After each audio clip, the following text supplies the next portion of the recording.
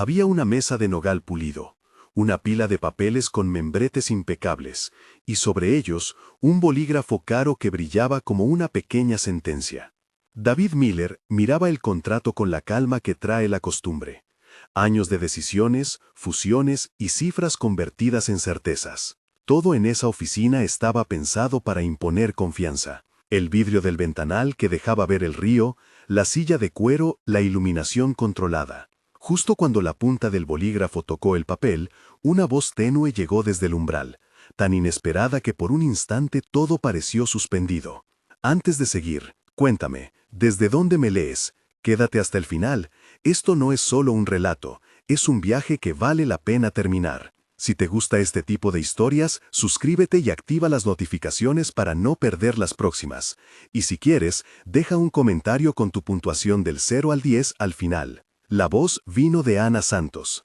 Vestía el uniforme gris del servicio, llevaba guantes de goma y un recogedor en la mano. Su figura contra la luz del pasillo parecía pequeña junto a la magnitud del despacho. Se acercó sin prisas, con los ojos fijos en el bolígrafo. Lo dijo en voz baja, casi un soplo. No firmes esto. David la miró bajo, sorprendido por la franqueza y por la contradicción que representaba. Una limpiadora interrumpiendo el momento decisivo del CEO. La frase atravesó el silencio como una grieta. Gente así rara vez habla en los escenarios de los poderosos. Por un segundo, la ciudad detrás del vidrio dejó de ser un mapa de oportunidades para convertirse en una masa opaca, indiferente. ¿Perdón?, preguntó David, como quien necesita tiempo para reordenar la incredulidad. No firmes esto, repitió Vanna, y ahora su voz traía urgencia. Sus manos temblaban apenas, no era por el frío del pasillo, ni por el polvo, sino por algo que pesaba más. El conocimiento de que, si ese contrato se rubricaba, la vida de su hermana se complicaría aún más. David dejó el bolígrafo suspendido. Podía oír el murmullo lejanísimo del edificio, el distorsionado eco de conversaciones pasadas por las paredes de vidrio. Su primera reacción fue profesional, la mirada que escudriña el origen de una interrupción y que en la mayoría de los casos devuelve al orden establecido. Pero bajo esa mirada había otra cosa, menos visible, una fatiga que venía de noches en vela, de la responsabilidad de dirigir equipos, de decisiones que habían costado amistades.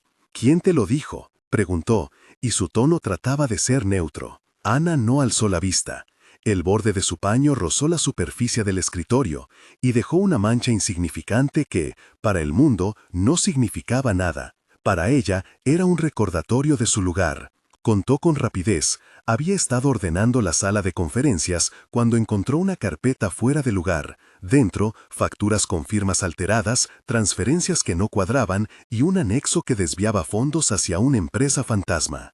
Era la misma carpeta que, según su intuición de usuaria de las sombras, tenía que llegar a la mesa del que firmara hoy. David sintió el vidrio hacerse espejo y, por un segundo, vio su propia cara multiplicada en la superficie. La confianza alzada a través del reflejo, las líneas del cansancio dibujándose con honestidad. El símbolo del bolígrafo dejó de ser solo un instrumento para ser el umbral entre dos mundos, el legal y el moral. No era la primera vez que alguien le advertía, pero sí la primera vez que la advertencia venía con tanta simplicidad, de una persona a la que su equipo jamás le habría prestado atención. ¿Tienes pruebas?, preguntó, porque en el mundo en que vivía David, las palabras necesitaban papeles para hacerse cargo. Tengo fotos, registros de transferencia, dijo Ana con rapidez. Lo guardé en mi teléfono. No lo hago por curiosidad, lo hago por mi hermana. Si se aprueba esto, recortan partidas que financian la clínica donde está mi hermana. Ella tiene programada una cirugía de corazón. La mención de la hermana, María, clavó otra cosa en David.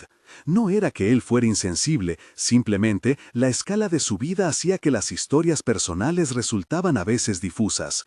Pero la palabra cirugía cargó el despacho con un peso distinto.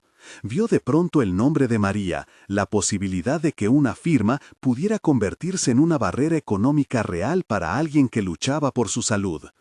El silencio luego fue interrumpido por la llegada de Leandro Vega, el socio que había convertido la amistad en alianza estratégica. Entró con pasos medidos, sonrisa ensayada y el traje que parecía un uniforme de éxito. Su presencia cerró el paso. Leandro ofreció la mano a David como si nada hubiera pasado. Su mirada sellaba la intención de que todo siguiera según lo planeado. ¿Listo para el cierre?, preguntó Leandro, como quien confirma la inevitabilidad de una cadena de eventos. David notó cómo el rostro de Ana se endureció. Leandro proyectaba seguridad, un tipo que había aprendido a convertir la ambición en apariencia de normalidad. Detrás de esa fachada había maniobras, cuentas y un deseo que no medía los costos ajenos. Sofía Delgado lo esperaba en la sala contigua, fría y contenida, con la misma determinación con la que se revisa un documento que habrá de cambiar carreras. Ana se quedó allí, sin poder disimular la urgencia que le empujaba. David tuvo que escoger entre dos impulsos, acuñar la decisión y seguir el curso tranquilo que su puesto pedía, o escuchar esa voz mínima que, desde la modestia, le pedía detenerse. El bolígrafo pendía como un juramento. En su interior, David escuchó una pequeña voz del pasado, su padre que alguna vez le dijo que la reputación era una cosa que se construye con actos, no con discursos. Pero también oyó el vértigo de la oficina, la presión de los consejos, los fondos, los accionistas. Esa mezcla lo dejó en una posición frágil. Por un instante pareció ceder a la inercia profesional, firmar y resolver después las posibles consecuencias. «Déjala salir, David», susurró Leandro con cortesía venenosa, «no es el momento». Ana retrocedió unos pasos, su cuerpo encogido por la humillación que anticipaba. La gente no tolera que el orden se altere. Antes de salir, inclinó la cabeza y dijo, casi como una plegaria, «Solo revisa». Luego desapareció por el pasillo, dejando tras de sí el olor a limpiador industrial y algo más, la indicación de que en los rincones hay verdades que los despachos evitan ver. La firma se hizo minutos después, con la formalidad de un rito. Las manos de David se movieron como quien ejecuta un guión aprendido. El papel recibió la tinta y con ella la condena inadvertida de quienes serían afectados. Al salir de la sala, la sonrisa de Leandro se amplió. Sofía aplaudió con una discreta elegancia. David, sin embargo, volvió a mirar el ventanal y vio su reflejo fraccionado en el vidrio. El símbolo del bolígrafo le marcó la falencia de una decisión tomada en ausencia de todas las piezas. Esa noche, David no durmió. Se levantó varias veces, miró el teléfono sin atreverse a marcar. La ciudad se veía distinta desde su apartamento. Las luces eran puntos que marcaban vidas que él no siempre comprendía. La primera imagen que vino a su mente fue la de Ana, pequeña contra la puerta, y el nombre de María, resonando con el eco de una posibilidad de daño. El sentimiento que se apoderó fue mezcla de culpa y curiosidad. ¿Qué había exactamente en esa carpeta que una limpiadora había visto? ¿Y por qué, de entre todas las voces, la suya le había retumbado de forma tan clara? Ana regresó a su rutina con la calma que imponen las obligaciones. Al limpiar el auditorio donde horas antes se había firmado el contrato, sus dedos se toparon con más de lo que esperaba. Un tramo de correos impresos, un memo de contabilidad con números que no cuadraban. Guardó pruebas en una carpeta vieja que siempre llevaba dentro de su carrito.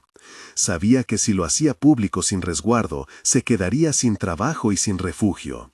Tenía que pensar en María, en los días de hospital, en los formularios que nadie quiere llenar. Era una mujer con títulos y competencias que la habían relegado por prejuicios y por la economía. Había estudiado contaduría en su ciudad natal, pero la vida y las necesidades familiares la habían llevado a Chicago, a un empleo menos digno pero estable, donde su atención a los detalles era útil en lo cotidiano. Sus ojos detectaban patrones, un número que se repite, una fecha que coincide con un pago anómalo. Ese ojo analítico le salvó a su hermana días de incertidumbre. Sin embargo, la exposición traería peligros, amenazas veladas, represalias que ya empezaban a rondar en forma de miradas en la empresa. Leandro en su despacho celebraba el cierre con aquellos ejecutivos que convierten la planeación fraudulenta en celebridad. Era un hombre que creía que el exceso de confianza le daba impunidad. Había creado una red de cuentas pantalla y contratos modificados que drenaban partidas hacia entidades que él controlaba. Sofía, por su parte, no se inmutaba. Había calculado el riesgo y juzgado que valía la pena. Su relación pasada con David era una madeja de promesas rotas y decisiones que les habían permitido subir escalones. La primera chispa que rompió la discreción fue una llamada que Ana recibió a mitad de semana. La voz al otro lado no se presentó. Su oferta fue simple. Si callaba, su hermana podría recibir ayuda anónima. No era una caridad sincera, sino un intento de comprar silencio. Ana no accedió. Se había prometido a sí misma que no iba a vender su dignidad por el respiro temporal de una ayuda que llegaba con condiciones. Prefirió el riesgo de la veracidad. El siguiente paso fue buscar alianzas. Ana no era ingenua, sabía que la evidencia debía ser verificable y que ella necesitaba a alguien con poder para que la escucharan sin ponerla en la línea de fuego. Pero en la empresa, los puestos de mando no suelen abrirse a quien limpia. Entonces pensó en David, en aquel hombre que había estado tan cerca de la decisión. Era un riesgo, había fallado ya al no detener la firma, pero no era imposible que, al conocer la verdad, optara por el camino correcto. Había algo en su rostro reflejado en el vidrio que le decía que había grietas en su convicción. Ana empezó a juntar pruebas con la discreción de quien guarda una herida. Tomó fotografías con su teléfono, nada espectacular, simples imágenes de números que no cuadraban. Grabó voces en cenas donde escuchaba nombres de compañías inexistentes y copió documentos dejados al alcance de su trabajo. Cada noche, al volver al apartamento modesto que compartía con María, limpiaba también la mente de su hermana con gestos sencillos. Preparar la medicina, revisar los formularios del seguro, cantar para calmar la ansiedad. María, a pesar del dolor, mostraba una serenidad que a veces parecía más fuerte que la de Ana. Era la fuerza moral que impulsaba a su hermana a no ceder. Un día, la Oficina de Recursos Humanos recibió una queja anónima que acusaba a Ana de manipular documentos.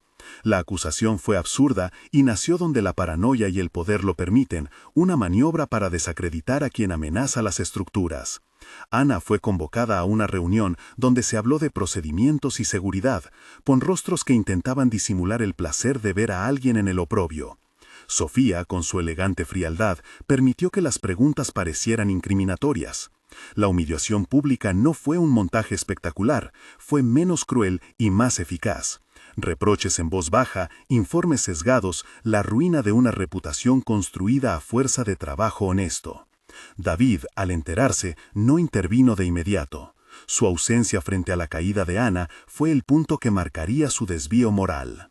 En la intimidad de su despacho, se debatía entre la conveniencia y la rectitud. Sus asesores le recordaban que un escándalo podía derrumbar operaciones, que la exposición de irregularidades debía manejarse por canales que no involucraran emociones. Así, la distancia instalada entre su posición y la de Ana se acentuó. Para muchos, fue el acto de un hombre que priorizó la empresa. Para Ana, fue la traición. Esa noche, la ciudad le devolvió a David su reflejo más duro. Caminó sin rumbo por las calles junto al río y al detenerse en el borde, vio el agua oscura de Lake Michigan romperse en pequeñas olas iluminadas por la luz urbana. Recordó a su padre la frase sobre la reputación y por primera vez se preguntó si la suya sobreviviría a un acto de omisión. Las palabras de Ana volvieron a su mente. No firmes esto. No fue solamente un pedido, fue un aviso que señalaba una cadena de injusticias. La culpa se retorció en su estómago hasta que no pudo ignorarla. Decidió actuar de manera silenciosa al principio. Hizo llamadas discretas, pidió a un auditor externo que revisara las cuentas sin revelar el motivo, y ordenó una auditoría de rutina con la esperanza de que esa estructura formal sirviera para limpiar el polvo que había quedado. Pero las auditorías formales pueden tardar, y la vida, especialmente la de María, no tiene tiempo para burocracias. La falta de inmediatez lo consumía. Ana, por su parte, sufrió la consecuencia más dura, la pérdida de su empleo. La empresa alegó reducción de personal y reorganización, pero todos los que la conocían sabían que había sido silenciada, sin papeles, con antecedentes que la señalaban como problemática y con la necesidad de costear la cirugía de María, su mundo se encogió. Fue entonces cuando la presión se volvió amenaza, mensajes anónimos, sombras que rondaban la puerta de su edificio, una nota en la que se decía que, si seguía con historias, su hermana tendría problemas con la aprobación hospitalaria. Él aclaró que existía alguien dispuesto a jugar sucio. El episodio la dejó más astuta que quebrada. Sabía que la verdad sola, sin estrategia, podía ser absorbida por la maquinaria del poder. Vio en David a un aliado potencial, no por posicionamiento social, sino por la posibilidad real de abrir espacios donde la evidencia no fuera sepultada. Lo contactó una noche, sin ruido, dejó un sobre bajo su puerta con fotos y documentos. David lo encontró y por primera vez la evidencia estuvo en su mesa, en forma tangible. Transferencias a cuentas que cambiaban nombres, contratos con cláusulas incomprensibles, correos que hablaban de ajustes que eran en realidad desvíos. El enfrentamiento interior de David fue inevitable. Recordó la firma, la manera en que sus manos se movieron mecánicamente. Reconocer el error fue el primer paso. El segundo, más doloroso, fue aceptar que su inacción había permitido un daño. Pero la culpa, si no se convierte en acción, se vuelve veneno. Así que, tras noches de insomnio, David decidió que la reparación debía empezar públicamente, pero con prudencia. No era suficiente señalar, había que construir un caso irrefutable. Se reunieron en un café discreto. La primera vez que David vio a Ana fuera de su rol de limpiadora, la vio con otros ojos. No la mártir de una historia, sino una profesional con temple. Ella habló con mesura, le presentó la cronología, los documentos y también su temor a las represalias. David escuchó, tomó notas y propuso un plan que combinaba legalidad y estrategia.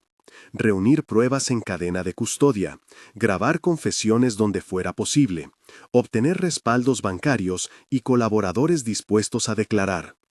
Ana aceptó, pero pidió algo esencial: que la exposición no fuera un espectáculo de venganza, sino una reparación que limpiara su nombre y protegiera a los que podrían quedar en la ruina.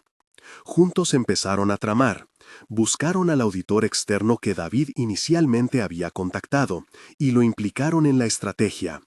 También localizaron a un periodista financiero de reputación sólida que estaría dispuesto a revisar el material. De la misma manera, encontraron grietas en las defensas de Leandro, cláusulas mal archivadas, fechas que no coincidían y una cuenta corriente abierta en el extranjero con movimientos sospechosos. Sofía, por su parte, mostraba nervios a pesar de su apariencia controlada. Su pasado con David la hacía vulnerable en el plano emocional y un descuido ocasional fue suficiente para que Ana y David lo registraran. Mientras tanto, María fue hospitalizada por la angina que venía arrastrando. La cirugía se volvió necesaria y la espera por autorizaciones se transformó en la cruz que Ana cargaba en silencio. La afección de María se mostró con dignidad, sin dramatismos, con la pequeña cotidianidad que tiene la enfermedad: mediciones de presión, el susurro de los enfermeros, el sabor insípido de la comida de hospital. David, ajeno a los gestos anónimos que empezaban a suceder, supo más tarde que el primer pago para cubrir preoperatorios había llegado como una donación anónima. Ana sospechó de muchas manos, menos de la de David, que aún no había revelado su participación. Para él era un acto de reparación inicial. No podía esperar a limpiar su conciencia cuando la vida real de una mujer dependía de recursos concretos. Con el tiempo, y tras muchas noches de recopilar pruebas, llegó el momento del riesgo calculado. Decidieron armar un dossier robusto, con documentos bancarios, grabaciones y testimonios de empleados dispuestos a hablar. La estrategia incluyó medidas para proteger a Ana, blindar su declaración con respaldo legal y buscar el amparo de organizaciones que velan por trabajadores denunciantes. No todo era heroísmo puro. David también negociaba los riesgos reputacionales para su empresa. Era una mezcla de cuidado por la persona y responsabilidad por la entidad que dirigía.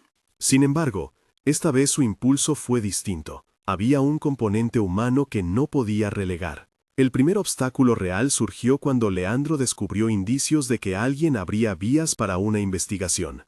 La reacción fue inmediata: presión en el directorio, intentos de desacreditar al auditor externo y la difusión de rumores maliciosos. Los correos volvieron a aparecer, con advertencias implícitas. La línea de frente se estrechó. Sofía comenzó a enviar mensajes a algunos miembros del equipo de David, recordándoles contratos y compromisos. Su objetivo era erosionar la red de soporte que aquel auditor y el periodista formaban. Era una guerra de desgaste que se jugaba entre pasillos, correos cifrados y miradas intencionadas. Ana sufrió un episodio de miedo real. Alguien dejó una nota en la puerta de su edificio con un teléfono apagado. Otra vez se sintió vigilada, pero la determinación la sostuvo. No quería que su nombre fuera sepultado como ya había ocurrido. Se sentía responsable de la verdad, y esa responsabilidad la hacía fuerte. Cuando todo estuvo listo, escogieron el auditorio de la empresa para la presentación. No era un teatro con la pomposidad de antes, era un lugar donde el público era la propia comunidad corporativa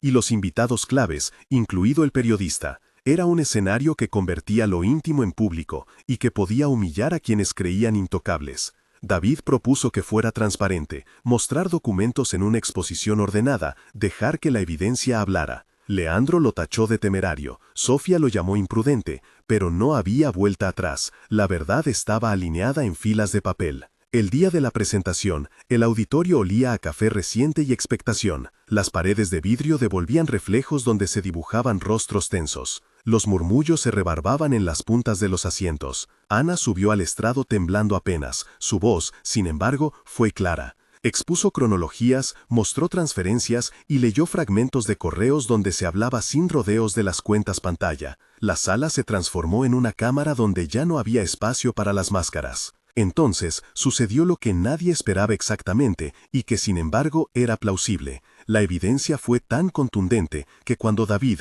con pulso firme, exhibió los documentos que él mismo había retenido desde su despacho, pruebas que demostraban no solo las transferencias, sino la firma de Leandro en autorizaciones irregulares, una quietud penetrante llenó el auditorio. La fachada del poder crujió. Leandro intentó defenderse con un discurso eficaz, con la misma cadencia que usaba para cerrar tratos. No obstante, las grabaciones jugaron en su contra. Conversaciones donde él coordinaba desvíos, correos dirigidos a cuentas en el extranjero y el rastro de movimientos bancarios que llevaban a empresas sin actividad real. Sofía, blanca como una pantalla, permaneció callada.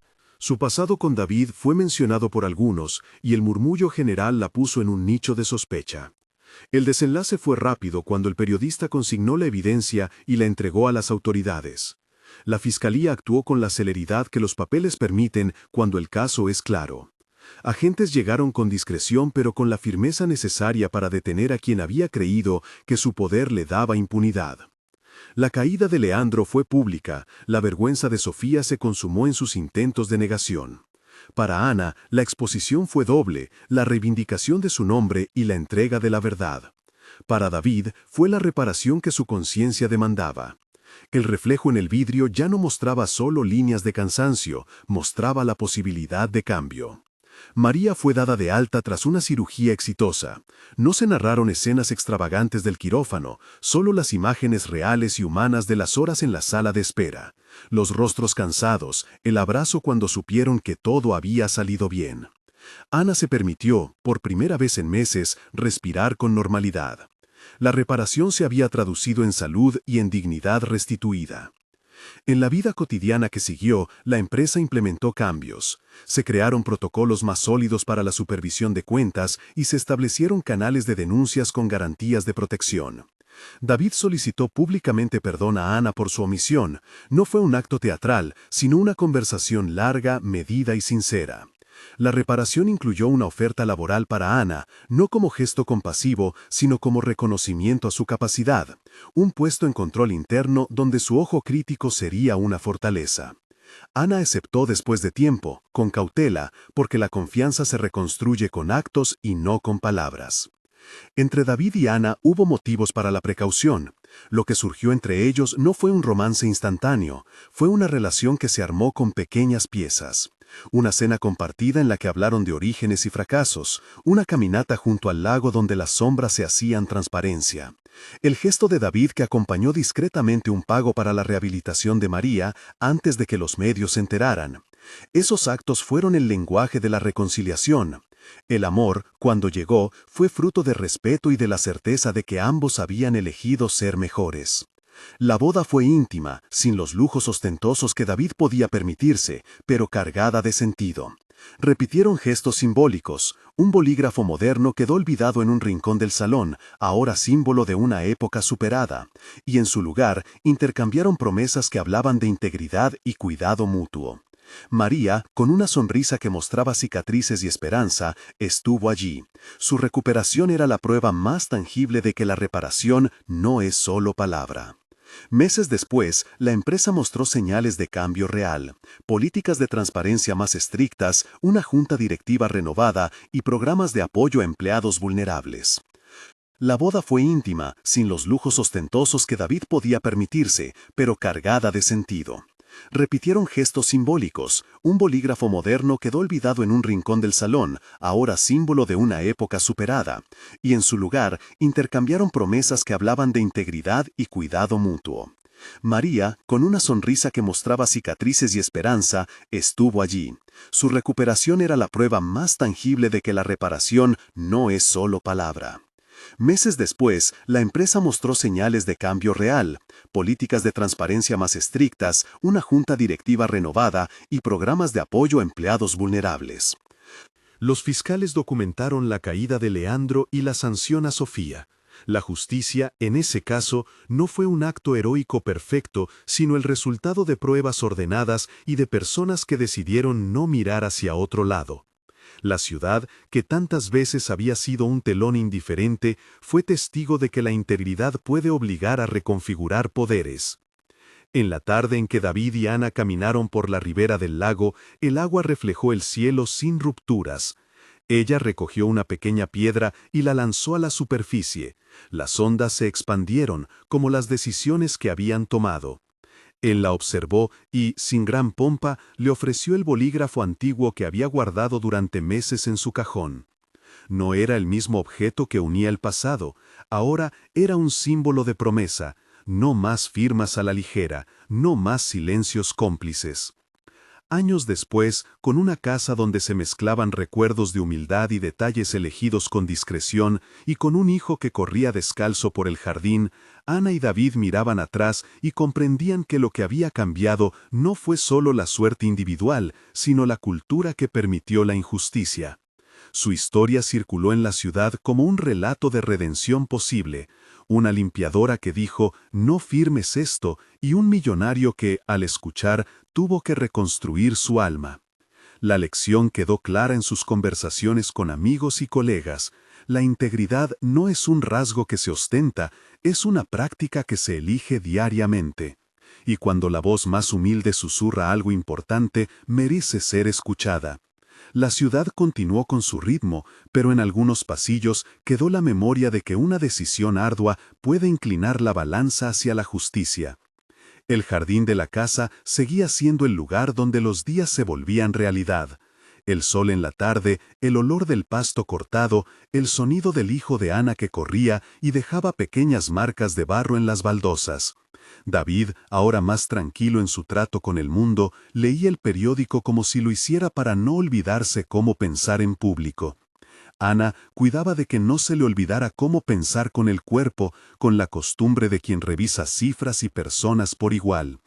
La casa tenía pocas cosas que delataran un pasado de lujos, predominaban objetos que contaban historias de reparación, una silla restaurada, una estantería con libros sobre ética empresarial, un cuadro hecho por la terapeuta que acompañó a María, en el que un río se abría en líneas simples y luminosas.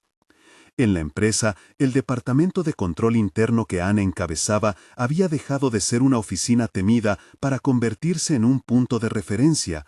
No porque todos los ejecutivos fueran ahora incorruptibles, nadie cambió de golpe, sino porque había reglas claras, procesos definidos y, sobre todo, la percepción de que las denuncias serían escuchadas y valoradas. Ana, que entraba temprano y salía tarde, había aprendido a medir la voz para que no se confundiera con severidad innecesaria. Su manera de hablar con los jóvenes del equipo era directa y humana. No es heroísmo, es trabajo, solía decir, y luego enseñaba a trazar auditorías que fueran instrumentales y comprensibles. Entre sus colaboradores estaba Camila, una ingeniera financiera de 26 años que hablaba rápido y anotaba todo con bolígrafo fino. Camila había llegado empujada por la curiosidad. Su generación quería saber si era posible hacer empresa sin destruir la vida alrededor. Para Ana, Camila era un espejo de su propia urgencia juvenil, aunque con la ventaja de haber visto, desde pequeña, ejemplos de transparencia que Ana no había tenido. Las conversaciones entre ambas solían alternar técnica y vida, de máquinas contables a cuentos de infancia, de procedimientos de control a cómo decir no sin perder la dignidad. Camila le preguntó una vez, en voz baja, qué le daba miedo aún. Ana respondió sin teatralidad, que el silencio vuelva a ser aceptado, que las excusas suenen a razón. María, por su parte, mantenía una relación delicada con la ciudad y con el trabajo. Las terapias la hicieron volver a pintar, y sus cuadros comenzaron a aparecer en pequeñas galerías comunitarias. No buscaba fama, buscaba orden en la memoria y dignidad en el gesto. A veces se la veía en la asamblea vecinal defendiendo mejores condiciones para quienes limpiaban edificios y hospitales. Su voz, que meses antes había temblado frente a un micrófono, ahora hablaba con una calma que quemaba. No era cólera sin medida, era un relato nacido del hueso. Cuando María iba a la casa de Ana y David, no era por caridad, sino por amistad. Reían de cosas simples, de cómo el niño podía comer gelatina con las manos, de una película muda que proyectaron una tarde en el barrio. La ciudad no cambió de la noche a la mañana, pero comenzó a tener rituales nuevos. En una escuela pública del centro, un grupo de estudiantes organizó un concurso de ensayo sobre la integridad. ¿Para qué sirve decir la verdad? Fue la consigna. Los textos eran torpes, sinceros y, en su mayoría, sorprendentes. También se inauguró un pequeño memorial en la plazuela, donde meses antes la comunidad se había congregado para exigir justicia. No hubo discursos grandilocuentes. Colocaron una placa con los nombres de varios afectados, entre ellos el de María. Y bajo la placa se plantó un jacarandá pequeño que prometía sombra y silencio a la vez. Con todo, no estaban ausentes las resistencias. La vieja maquinaria de protección mutua no había desaparecido.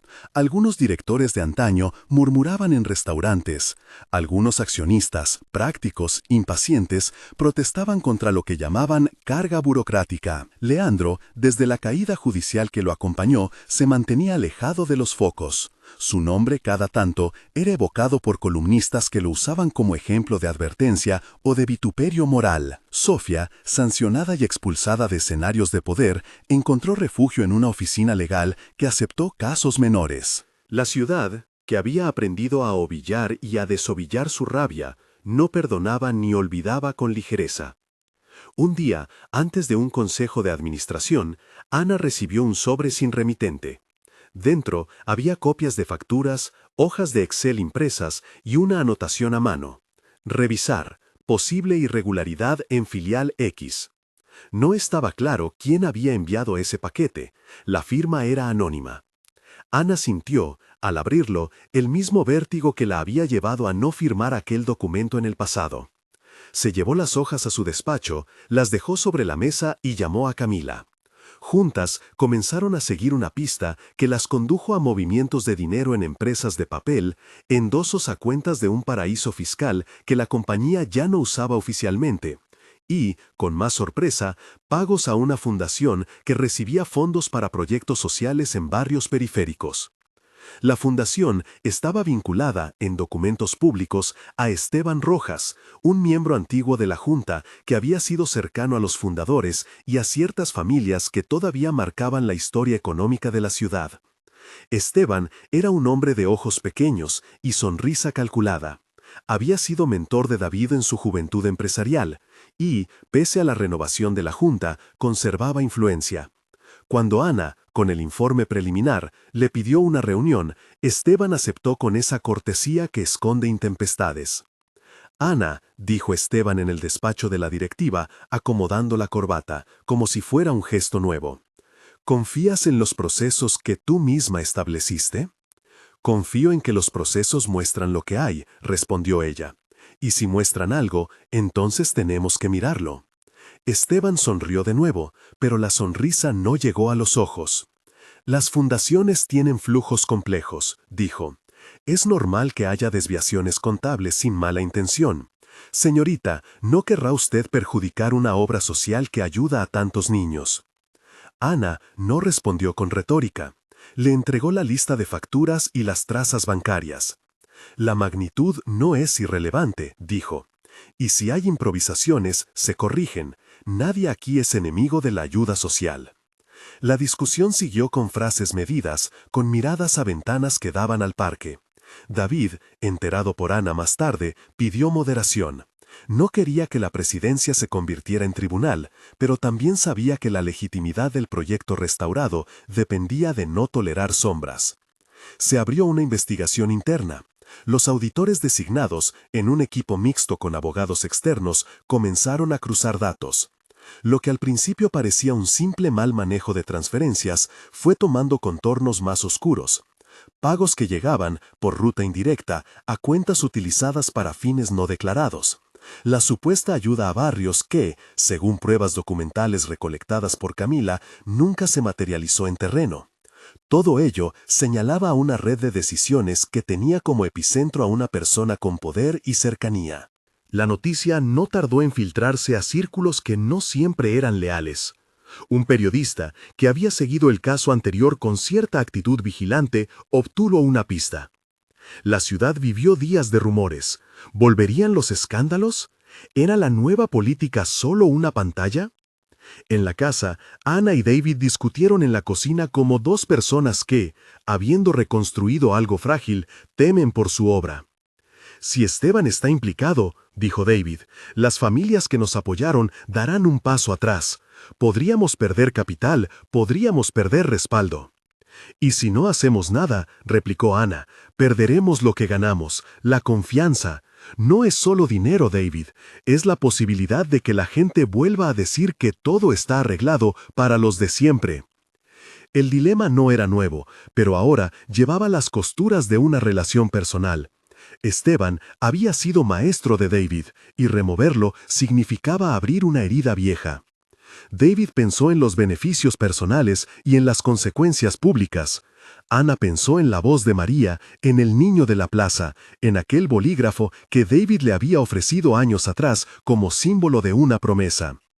La investigación arrojó, al cabo de semanas, un documento que nadie esperaba, una transferencia con un pagador cuyo nombre coincidía con el de una empresa en la que un familiar de Esteban figuraba como apoderado.